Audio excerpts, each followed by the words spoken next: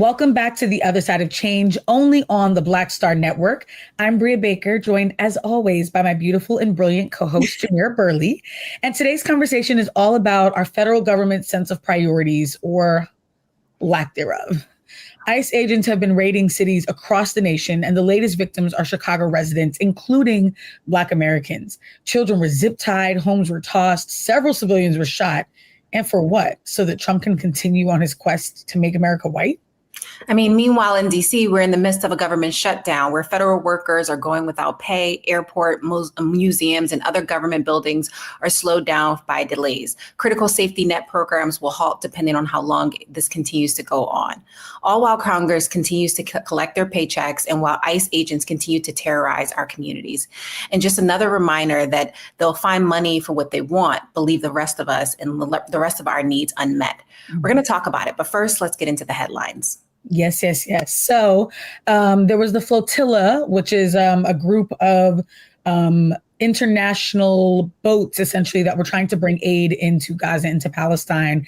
Greta Thunberg was on one of those, and she's accusing Israel of violating international law, even before she was released, because they did arrest and detain and hold hostage all of the international citizens who were participating in that.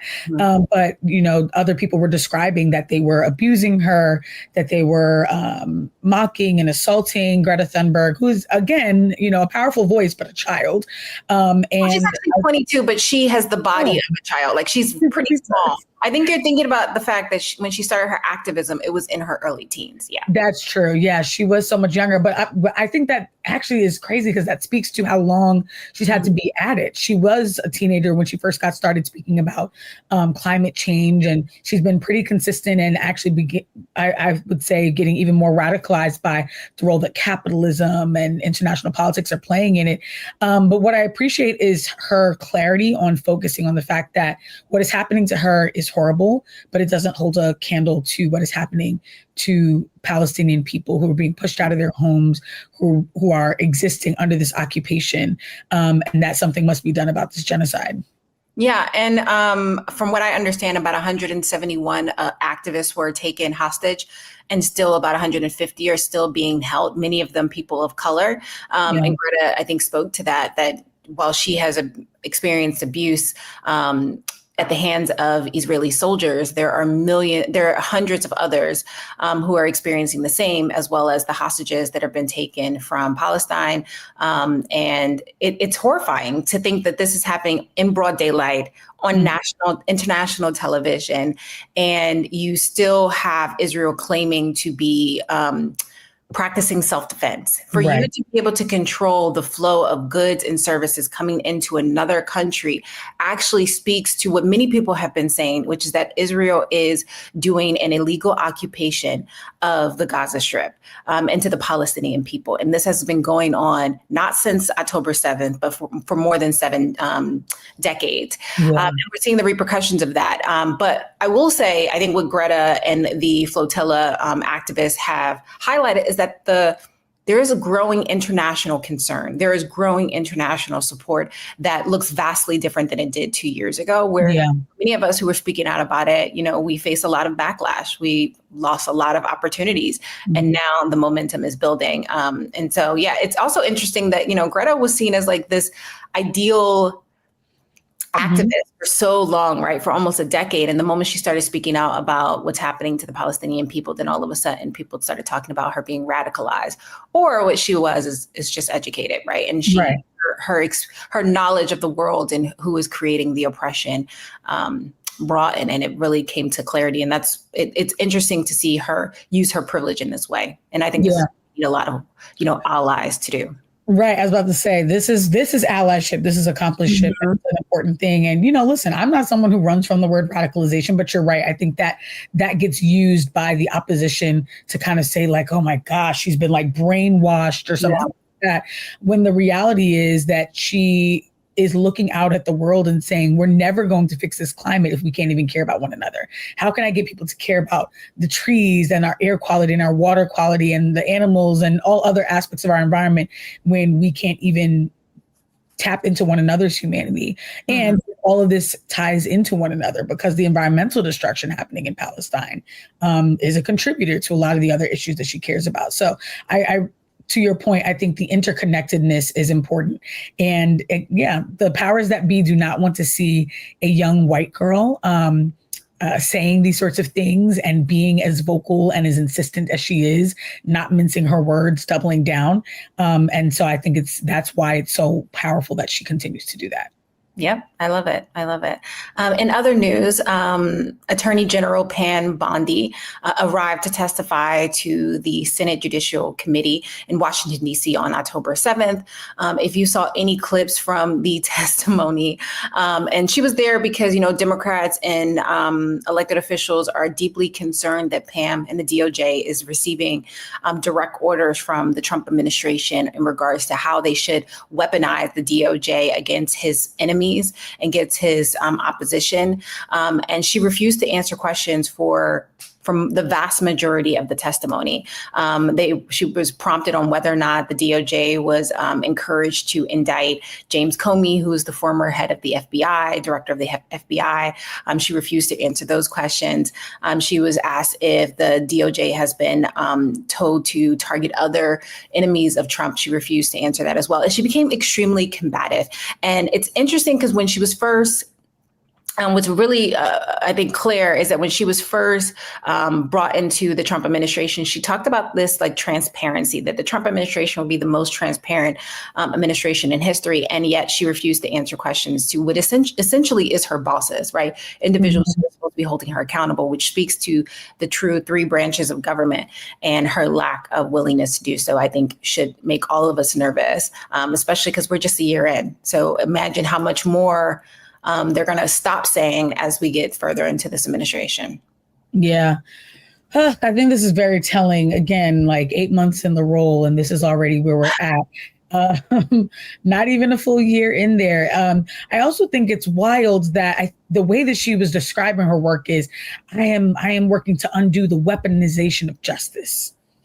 It's like, it's the Justice Department. In what way is justice being weaponized? It's your objective. It's in the name. So I just think similar to how, the Department of Defense is being renamed the Department of War, I think we're going to see continued shifts in how these federal agencies are operating and positioning themselves, what they claim their outward priorities are. Mm-hmm. And it's coming at a really dangerous time when there's already so much that Trump is doing to avoid accountability, and we don't have the checks and balances that we need. Lack of transparency becomes even more dire in situations like that. Unfortunately, and it's going to get worse. Yeah. Lord. And speaking of things getting worse, CBS News just named Bari Weiss as editor-in-chief.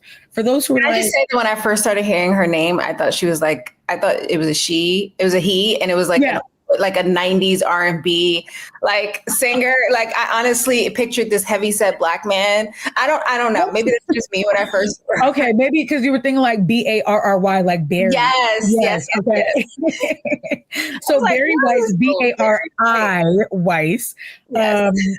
I don't even think it's fair to really call her a journalist. This is a white woman who was working at a online publication called The Free Press, where her entire focus at The Free Press was to battle wokeness. And she has no experience running or producing television at all. She's always done digital content creation, which is no shade to content creators, but it's just a different field, a different industry or whatnot. Mm-hmm. And because CBS just acquired her company, they also named her their editor-in-chief, someone who has, again, like I said, no background in this field, no journalistic credentials, who is outwardly very anti-trans, anti-woke, pro-Zionist, anti-Palestine, just like all of the things. And this is who's going to be helming CBS. This is also someone who went on, the whole point of the Free Press was that she was very anti-legacy media, establishment media.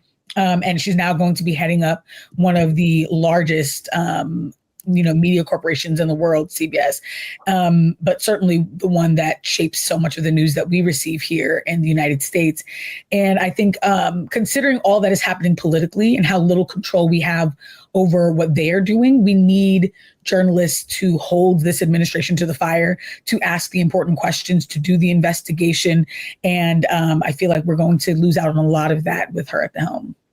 Yeah, and I think what's even more concerning beyond Blair is the fact that, 37 years ago, which is, wow, as long as I've been on Earth, didn't even make that connection at first. Yeah, just 37 years ago, or almost 40, I should say almost 40 years ago, there were 50 companies who were in charge of American media. Now we're at the reality where there are 90% of media is controlled by 5 companies. And I think with this move that we're seeing with Blair, and particularly with Paramount and CBS, is the fact that we are consolidating control of our media in a way that is extremely harmful to what we're consuming and the type of stories and viewpoints that are perpetuated into the mainstream media. And I think this is why many folks are saying they should invest in platforms like Black Star Media, like local newspapers and local radio. Otherwise, we are going to see an increase in ideas and perspectives and viewpoints being pushed out of mainstream media in a really harmful way, especially when you have the vast majority of that media being controlled by Trump supporters who are trying to take America in a more conservative way. So continue to watch Black Star Media and support us. Yes, absolutely. We need more independent media, more unapologetic media. And that is definitely what Roland and Black Star Network are bringing to the table. Yep. Again, we've got at least another 3 years under this administration, under Republican control. I pray that we're able to turn things around during the midterms next year. But we have to use every tool in our arsenal while we're there. So we'll be back to dig into all of those things because we are independent and we do say what we think over here. And when we come back from the break, we're going to dig into this government shutdown and all the ways that Republicans are trying to play the blame game and not take accountability for what they're doing in this moment. But again, you're watching The Other Side of Change only on the Black Star Network.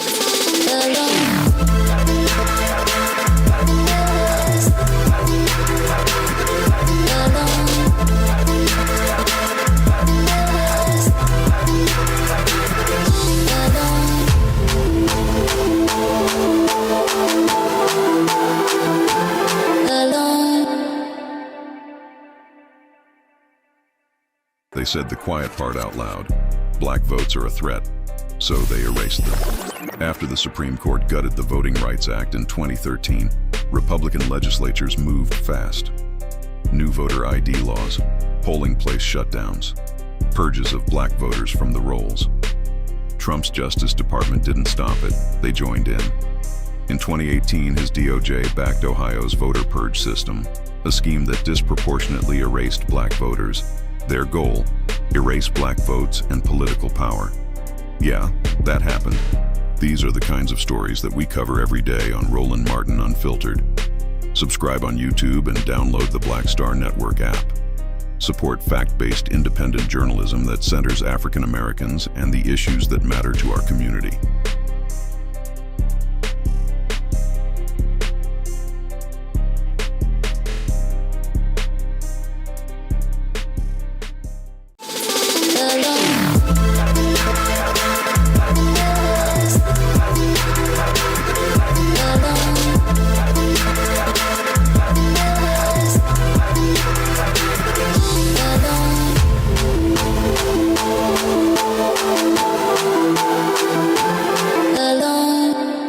Welcome back to The Other Side of Change, only on the Black Star Network. In this segment, we're going to talk about the government shutdown and how the people in power have their priorities mixed up at our expense. Yeah, that's right. This shutdown started over a week ago when Republicans and Democrats in the Senate could not agree on passing the spending bill. The back and forth is mostly centered around Trump's Medicaid cuts and restoring healthcare coverage for millions of Americans, which is going to be so critical as we go into the holidays, flu season, winter months, et cetera. But as a result of Republicans refusing to make any concessions and Democrats holding the line on healthcare, we're already witnessing long lines in airports, closures of critical federal buildings, and hundreds of thousands of people going without pay. Yeah, and before Trump took office in 2020, in 2017, we could count on our hands how many government shutdowns there have been throughout history because they're so rare. There have been other government shutdowns in the century, which Republicans initiated due to the Affordable Care Act. Under Trump's leadership, we have seen nearly 40% increase of government shutdowns. Each week of a shutdown cost the American economy about $7 billion for federal workers, and the needs of our government assistance programs continue to pay a hefty price. This is extremely problematic because so many Americans are already struggling, and yet the government is willing to just throw money out of the window. Yeah, that is really wild. And also just to know that the last time that we did experience a shutdown, it was also over healthcare. Yep. Not to give any props to Marjorie Taylor Greene, but she did just say in the media that she's really frustrated that her party is not prioritizing affordable healthcare because this healthcare industry is broken. And she is really spot on about that. But Republicans don't want to take any, don't want to be honest about what's really going on here. If you visit whitehouse.gov right now or any other federal government websites, you'll see a little banner at the top that says, quote, Democrats have shut down the government. And then it's right next to that quote is a clock counting down the seconds, minutes, hours, and days of the shutdown. So they're putting all of the blame on Democrats, even though they're the ones who have control of every branch of government right now. Yeah, I mean, I saw a clip from Joy Reid and she was talking about like, how are you guys so unhappy? You control every branch of government. Everything. You are in power, and yet you're still so freaking miserable. While many can focus on the optics, we have to focus on the fact that there are more than 750,000 federal workers who are on indefinite periods without pay in the midst of an already stressful economic session for the average American. There are people who have to feed their families, pay their rent, and holidays are right around the corner. And yet the government is refusing to reopen and continue to create the services and resources that the American people not only need, but deserve, because these are our tax dollars. Hello. That's the important point. It's our dollars that they collect out of every check, every April. And Trump is going to continue collecting his $400,000 annual salary. Congress members will similarly continue getting paid during this period, even though a few senators and representatives have announced that they will reject or donate their paychecks for the duration of the shutdown. I think it's an important symbol to an extent, but it's not going to change that 750,000 people are going without paid, and they won't get paid back until this ends. It's simply not enough, and it doesn't make up for the disruptions that they're causing. I think that's important for them to name, that they're playing political games of chess. It's getting in the way of keeping this federal government going, and they too shouldn't be paid until they reopen the government. Absolutely. I mean, elected officials across the aisle are always trying to figure out what is the cheat code to building trust with Americans. And the easy job is to just do your job, right? Meet the needs of the people who are paying their taxes that you are collecting to pad the pockets of yourself and your cronies. Instead, we have people fueling anxiety through fear mongering and dunking on one another online and creating this really chaotic environment that shows that nobody seems to have their head on straight in regards to what's the next step in bringing our country not only back online, but also to reduce our debt. That is the problem that we're seeing. And the feds are, the spending package impacts everything from housing to employment to a host of other services that impacts our everyday lives. Yeah, exactly. And the healthcare provisions that Republicans refuse to budge on are incredibly popular with Americans. I mean, we're just still dealing with the damage of COVID-19. People of all socioeconomic backgrounds need medical care. This should be a no-brainer right now, right? Like, we recognize that we are only as strong as our most vulnerable, most marginalized citizens and residents. And still, Republicans are again like, whatever goes here. And I think that that's really, really frustrating. And again, they've got everything right now. And at the same time, they're on vacation, right? Like, they're saying that Democrats are responsible for the shutdown, but they're not at work either, right? You can find, and at the same time, the government shutdown apparently doesn't impact our ability to send money to Israel, right? We're still sending billions and billions of dollars of American dollars to Israel at this very moment. They can figure out how to flood our cities with the National Guard and ICE, and they can find money for everything except for the working and middle class Americans. And I think it's truly disgusting disgusting. People have to now think about, how do they ration their medication? How do they ration their food? How do they decide whether or not to buy groceries or to keep the lights on? Like, no American should do that in one of the most developed, richest countries in the world. Like, it makes no sense. Yeah, as you said, it's disgusting and also very telling. And to your point about being the richest country in the world, I think we're realizing that the metrics that we are using in America to decide our wealth are just mean nothing to the average person. So shareholders are making money, elected officials are making money, billionaires are getting richer than ever, but we the people are not a priority. The priority right now for those in power is continuing to amass that power, funding war, and exhorting force. But it's time we reclaimed our authority, and that we the people are paying them to serve us. But I think it's going to take an upheaval of the current two-party system, which I know makes people a little like shaking in their boots to imagine what that looks like. But I mean, we've seen revolutions in other nations that have really reminded those in power that their power is precarious. And we need to get money out of politics and get to a place where our voices drown out their egos. No, absolutely. And that's why I'm super excited that we're going to be joined with our guest and a friend of the show, Malcolm Kenyatta, to better understand this moment that we're in and what's on the other side of change, if we can get there. Yeah, you're watching The Other Side of Change only on the Black Star Network. Stay with us.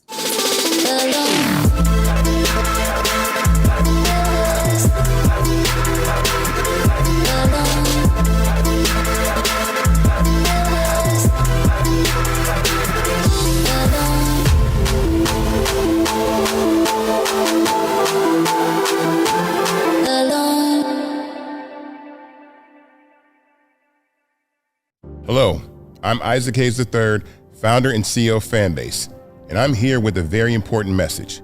We are at a turning point in the Black community where we must have equity in the apps we use that scale to billions of dollars. But this time, we own the infrastructure, we own the culture, and we shape the future. And Fanbase is the future. Fanbase combines the free functionality of Instagram, TikTok, and YouTube into an all-in-one platform built for the evolution of social media and monetization. With over 1.4 million users, that's real proof that we are shifting the conversation of tech ownership and equity for creators. So right now, I want you to go to startengine.com/fanbase and invest today. The minimum to invest is $399. That gets you 60 shares of stock in Fanbase at $665 a share. This marks a turning point in Black ownership of social media. If we don't take this opportunity to own social media right now, we will always be customers to our own creations. And that can't go on. So once again, go to startengine.com/fanbase and invest today. We must own the platforms where our voices live, our stories matter, and where our culture drives the world. Thank you.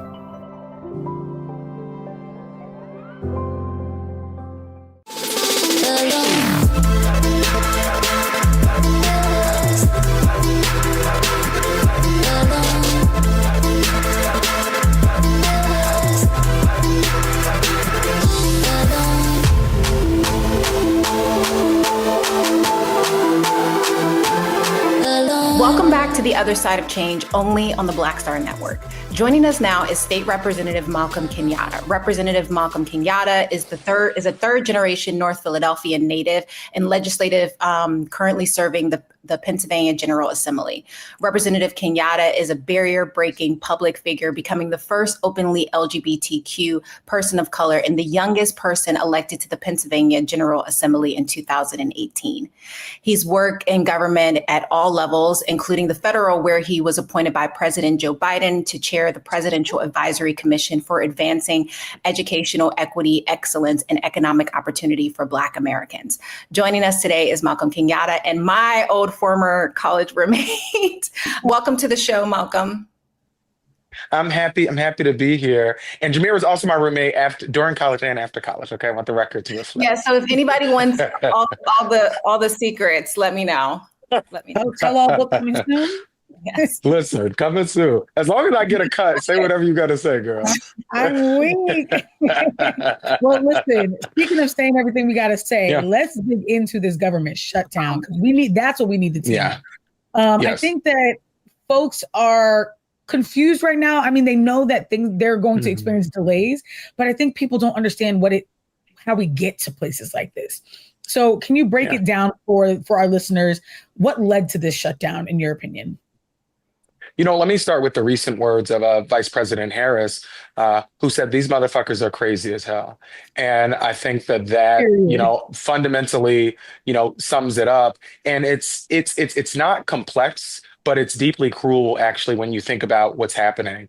When Republicans and President Trump signed the big bullshit bill, a part of what they were doing was giving a massive wealth transfer, okay? The largest tax cut in American history to the wealthiest people to ever exist in human history. Hear me on this. In human history. Elon Musk just last week became the first person in the history of the world to be worth $500 billion. And yet, Republicans in Congress are willing to put all of us in a position where our healthcare costs go through the roof to give somebody who already has $500 million even more money. And so that legislation, which, all of us, and I know you all have been talking about, we were talking about what the impacts of this were going to be. This is really the chickens coming home to roost in a certain respect, because right now, all across the country, people are beginning to get letters telling them about the premium increases that they are going to see on the Affordable Care Act marketplace because of the loss of the tax credits, which did not solve all the problems. We should be very clear. The Affordable Care Act did not solve every problem that existed in healthcare. But I think all of us should be damned if we're going to allow us to go backwards and go to a place where millions of people lose their health care because it is simply unaffordable. And let me just make this final point. I know that in this debate about healthcare, the Obamacare subsidies, the whole thing, there are a lot of people who say, well, Malcolm, I get my healthcare through my job, or I have, private insurance, not through the marketplace, or I'm not on Medicare or Medicaid. So, why does this matter to me? When you have fewer people in the healthcare market, it requires hospitals and health insurance companies who are already, frankly, charging people hand over foot. But it puts them in a position where they raise costs for people who have private insurance or that Cadillac insurance, that quote unquote good insurance. Your premiums have to be raised as well if you want to keep these hospitals open. I think about Temple University in my district, a Medicare and Medicaid hospital, in the sense that a majority of the people that come in the hospital on Medicare and Medicaid, that hospital does not stay open if the folks who have private insurance aren't charged a higher premium because they're not going to get the reimbursements, that they were getting. So this is the whole government shutdown. They are willing to shut down the entire government to force people to pay more in their health care, to subsidize tax breaks for the wealthiest people. Yeah, I really appreciate you mentioning, Elon Musk and this transfer of wealth that have happened in broad daylight right in front of all of our faces to some of the wealthiest people in the world, particularly Elon Musk, who the vast majority of his wealth is tied to government contracts, subsidies, and tax credits. More than 38 billion of that dollars, right? While at the same time, you have everyday Americans who are putting in their fair share of money into the economy and into our tax dollars, and yet they can't ensure that their streets are clean, right? That their roads are built, that their schools are well supplied, and that they can barely keep food on the table. So what do we tell to everyday Americans who both want the government to reopen, but also want the Democrats to have a backbone and to stand up for the services and resources that they need and is required to be alive? Listen, I'm so happy you said all of those things, and it's fundamentally true. In this moment, and you learn this very, very quick. You were raised in North Philly like I was. Bullies don't leave you alone when you roll over. In fact, they do the opposite. And so in this moment, I think all of us, I hope, are learning that the response to this administration cannot be to acquiesce. They do not respond to people acquiescing to them. They go a mile further. And we're seeing it in so many different aspects, Jamira. And what's so frustrating to me is I have a very simple view. My politics can be summed up very simply, okay? I think government should be in the business of making your life better, or they should leave you the hell alone. Those are the only two things that the government should do. And unfortunately, what we've seen in this administration is not only do they not want to make your life better, not only do they not want to leave you alone, but they want to make your life worse. On every single metric that we can look at. They have made life worse for the American people. People cannot afford to feed their kids. They cannot afford to do the home improvements that so many people, need to do. And I mention home improvements because particularly for our seniors or poor Americans, folks who, may, be fortunate enough to own their home, having something like a leaking roof or something like that could lead people to sell their home for pennies on the dollar because they can't afford one of these major, structural, repairs. And so, the list goes on, but we have put people in a position where so many aspects of their lives are just unbearable. And I fundamentally believe that it does not have to be like this. Politics does not have to be a constant source of gastrointestinal discomfort, and that actually the government could work. It could work, but a part of it working, and I know the conversations that you all have on the show all the time, a part of it working is requiring people to get engaged. And I have to make this point. You do not have to be frustration free to get engaged. I didn't run to be vice chair of the Democratic Party because I thought everything was going great. Okay. I didn't run for office because I thought everything was perfect. You get engaged because things are not going the way that they need to go. And frankly, so many of us who are the most frustrated, it is that anger, it is that righteous rage, frankly, that should drive folks to get engaged in the system. Government does not disappear because we choose to walk away from it. What often happens is that the people who are already the worst actors, they get more power, more influence because there is a vacuum that is created by our lack of engagement. And we cannot cede anything to these people. And I'll just make this final note. I think one of the benefits of Trump burning down our country, a very interesting benefit, is that it is proving to all of us, to the American people, that we can have transformational change in this country. Obviously, he's done it in the worst possible ways, having ICE agents propel down from Black Hawk helicopters to zip tie babies. Disgusting. Dismantling every check and balance that has ever existed. He has proven that the BS arguments of, we can't raise the minimum wage because the parliamentarian said we can't. Fire the damn parliamentarian. Okay, we can't do it because of the filibuster. Get rid of the damn filibuster. We can't do it because the judges say we can't. Expand the court and have real court reform. Okay, and this is what this moment, I think, is allowing all of us to see in real time. And that's, one of the silver linings of what has been a very dark cloud. Yeah. Wow. You are saying that. No, I think it's so spot on. So much of what you're saying. I'm furiously taking notes, I feel like.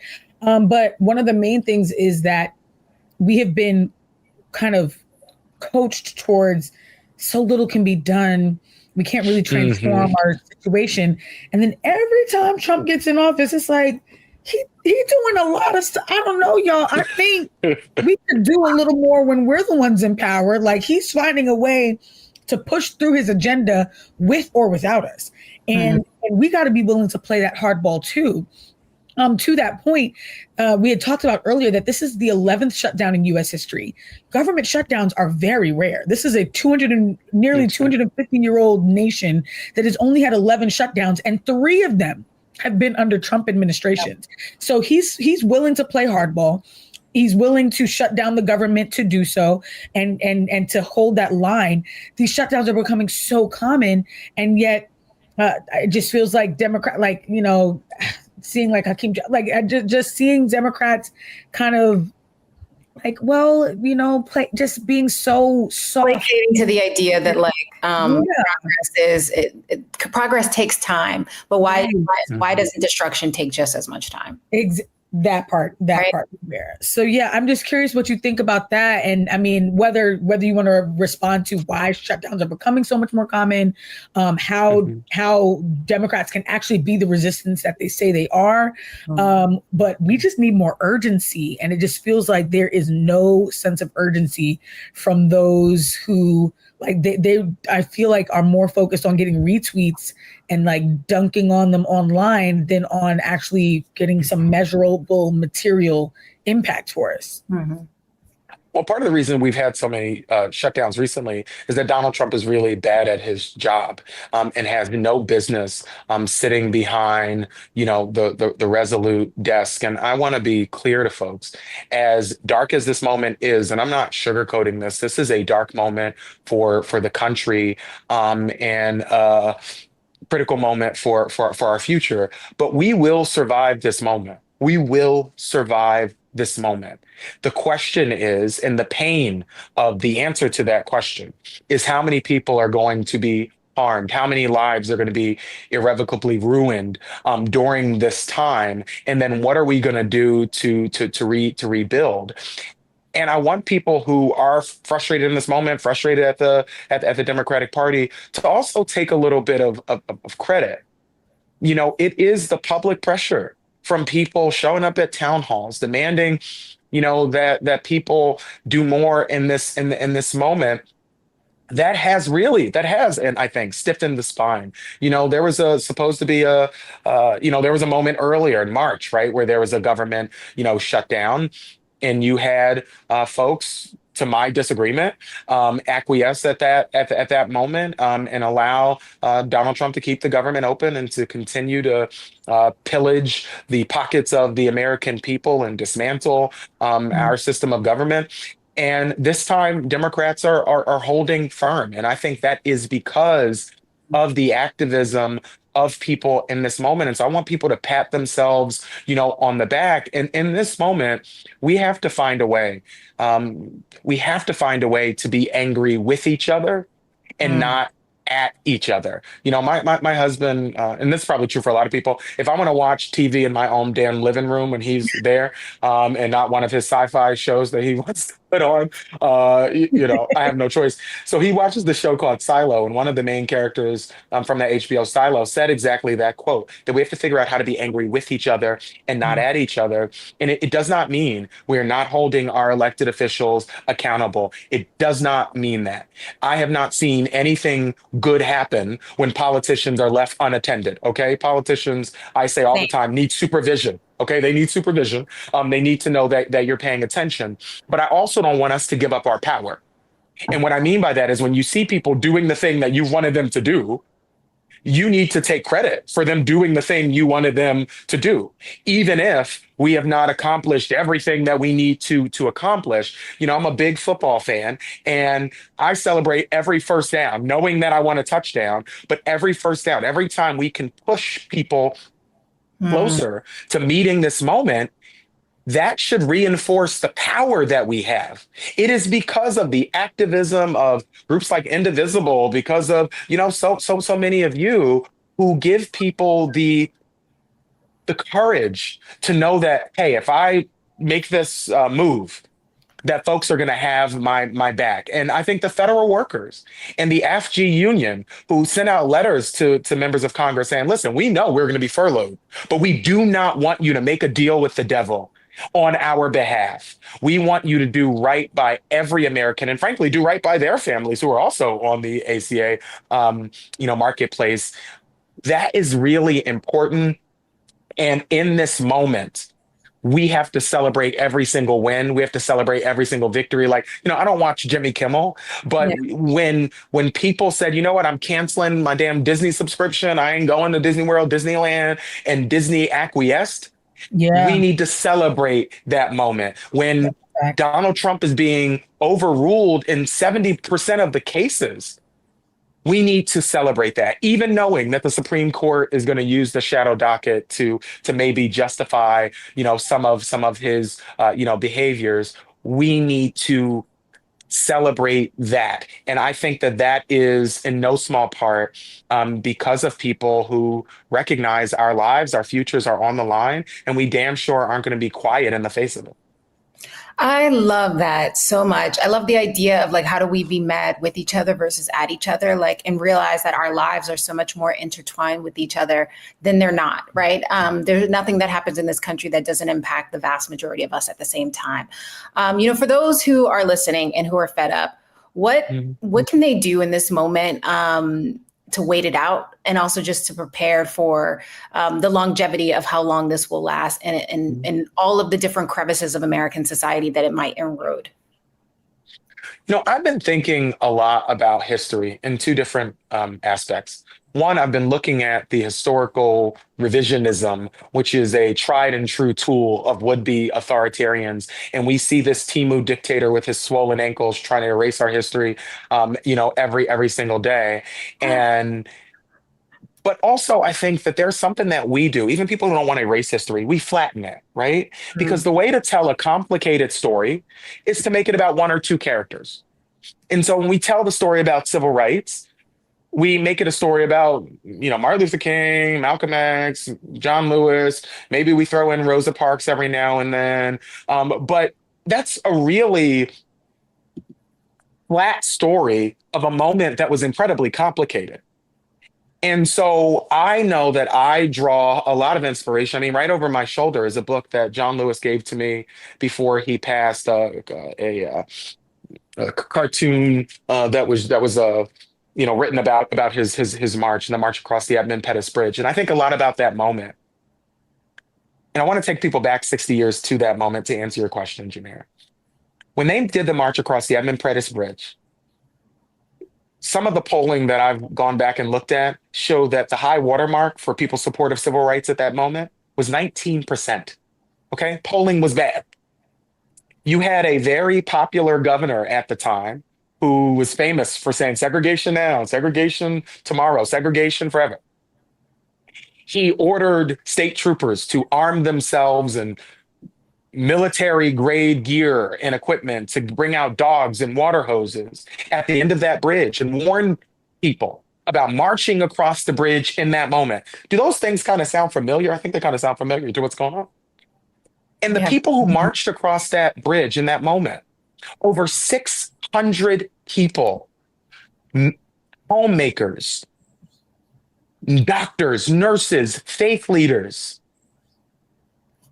who did not know the outcome of what they were about to do.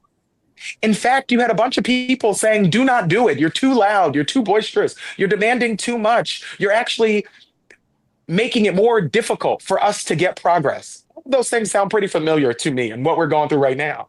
And so they didn't march across the bridge with any understanding of what was going to happen. They didn't march across the bridge knowing that, John Lewis was going to become this major figure and, the good trouble and all that. They didn't know any of that. They just knew that there was something worth fighting for. And I think in this moment, too many people are too interested in trying to understand who's going to get the credit. Okay, who's going to be the main character in the story when the history books are written? Who's going to be the person who gets to be the good trouble quoter later? Stop worrying about that shit. Like, really. And just get on the damn bridge. Because there is something worth fighting for. Don't worry about who's going to get credit. Just get on the damn bridge. Do what you can where you are. Speak up where you are, where you can in this moment, and speak up about the issues that matter. And I am so damn proud that I think so many people are not giving themselves enough credit for the positive impact that they are having. And I hate to see people with their heads all down, all discombobulated because, their activism or their tweet or their vote didn't change everything overnight. But you are making progress in ways that you do not recognize in real time and that you won't be able to recognize until you have that hindsight. Yeah. And so just get up and do what the hell you have to do in this moment. Speak up. As I see so many people doing. Folks are speaking up about this would-be authoritarian in office, speaking up about ICE, who's trying to terrorize communities, who's not going after criminals as they promised, but is actually going after, the abuela who's been, in the neighborhood raising her kids and generations of kids, minding her damn business, and who doesn't have the, correct documentation, and then going out of their way to actually rip away legal status from people and then use that ripping away of their legal status to justify the type of inhumane enforcement. You see people speaking up about, the man-made humanitarian disaster in Gaza right now, and about the fact that we have kids who are being starved and parents that are being starved and bombing that needs to end and hostages that need to go home and the whole thing. So on so many issues, Yeah. I feel actually pretty inspired about where we are. And what I also see is that these folks really are not that tough. They're not that strong. And when we show firm resistance, they actually do often go in the other direction. Mhm. And we see it time and time again with Jimmy Kimmel, and so many other things that I can highlight. But we cannot get weary in well doing, as my faith teaches me. And we have to recognize that the fruits of our labor aren't often seen until years later. And that is the sort of frustration of how do you stay inspired when the benefits that the work that you're doing, when you can't see them in front of your face every single day. It's like all of us who go to the damn gym. You don't see the ab once you do the crunch. You just get up, do it every day. I wish. And take your shirt off in the summer, okay? I Right. know you're not saying. Follow Jamira Burley's Instagram story. She be at that gym. Right, I was about to say, in these yeah, little Nike she couldn't even outfits. say that because she got the ad. I don't got a six pack like it one day, maybe. Listen, get on the damn bridge. Oh, Team please. dictator. I mean, so many points that you said I want on a shirt, I want tattooed on my forehead, because they're so spot on right now. But I think that's the main one, is like, get on the damn bridge. Mhm. Stop worrying about who's going to get the credit for it and who's going to be centered in the photo. Yeah. Just like, what a gift it is to hear from you. Thank you so much for joining us every single time. Thank you so much for taking the time. No, seriously, thank you so much for taking time. Let me just say one last thing. Yeah, please. Black women, thank you. That's it. Just thank you. We didn't pay him to say that either, y'all. Jamira might have on the side. I need know. to pay black women. Really, we all need to be playing black women. No, we appreciate and love you so much. And thank you for thanking us. But to the point, our listeners, I know, are going to be as inspired and uplifted and encouraged and re-energized as I know that I am right now. Where do they stay connected to you? How do they support what you're doing, and to support your leadership? Because we do need more leaders like you. Well, thank you so much. I mean, at Malcolm Kenyatta on everything. And if you find a platform where I don't have at Malcolm Kenyatta, tell me so I can tell somebody to give me my damn username back. But I think you can follow me, on everything there.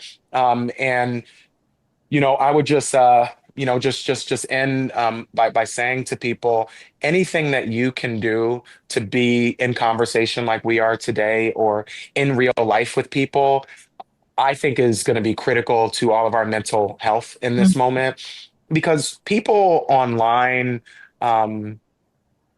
people suck less in person. Let me just say that. And sometimes you see people online and you're like, oh my God, humanity is just, there's no hope for us. And then you have conversations like we had today, or go to your faith community, or go out with friends, and you're sort of reminded of what's at stake and what's on the line, because that's what politics is ultimately about. Not about people getting an honorific in front of their name. Okay. This is about us being able to do the things that makes life actually worth it. Being with the people that you love best in the world, knowing that, if you have kids or young people in your life that you love, that when you're no longer here, that things are going to be a little bit better than they were for you. That's what politics is about. And in the words of the Super Bowl award-winning MVP, Jalen Hurts, we got to keep the main thing the main thing. And I think that really is the main thing. Politics is about, frankly, not having to think about politics, right? When government's working well, you can think about the people who you actually care about, not like read every tweet from this, asshole. Yeah, exactly. Thank you so much for joining us, and hope you enjoy the rest of you your guys. day. I appreciate it. Take care, guys. Bye, Malcolm. Whew. What a time. Get on the damn bridge and let's keep the main thing the main thing. So we're going to take a quick break. You're watching On the Other Side of Change, only on the Black Star Network.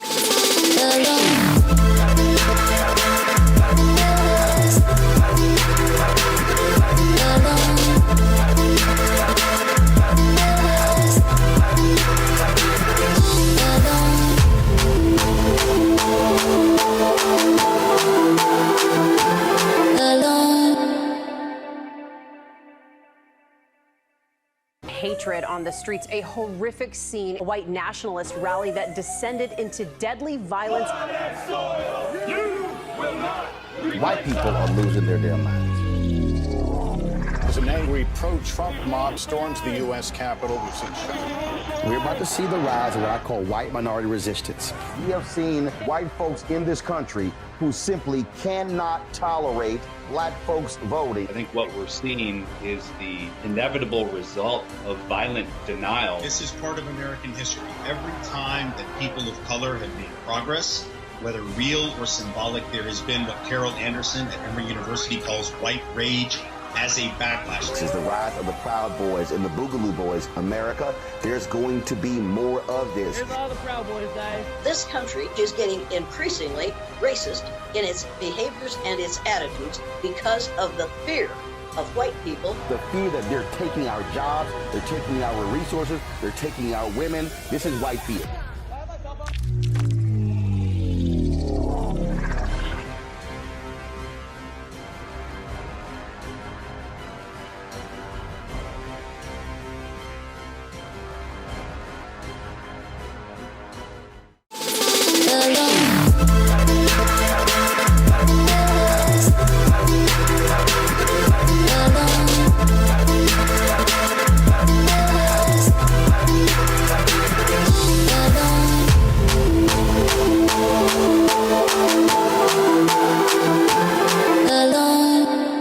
Welcome back to The Other Side of Change, only on the Black Star Network. The government is supposed to work for the people. Never let them convince you otherwise, and keep demanding more from the people who we've elected and who we've entrusted with our tax dollars. Yes. And as Malcolm had shared, show up, be loud about what you need and your demands, because it is our money and it's our power, and we have to take it back and we have to reclaim it. Show up to those town halls, call your representatives, get on social media, have conversations with people in real life, but do the work and don't back down from it.